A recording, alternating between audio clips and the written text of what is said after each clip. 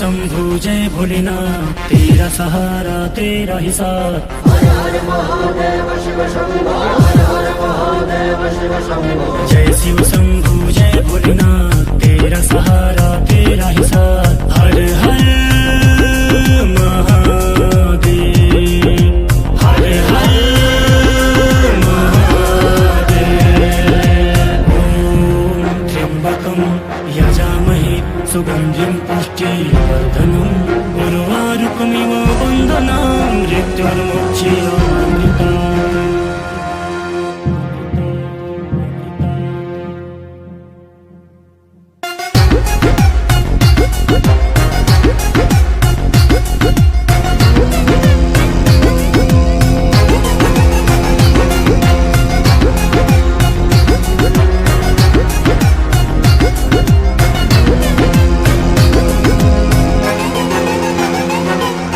जटाकटाह भ्रमित गंगा की चंचल लहर लता मंडित, शीर्ष विशाल ललाट पट्ट पर रहता है पावक शोभित।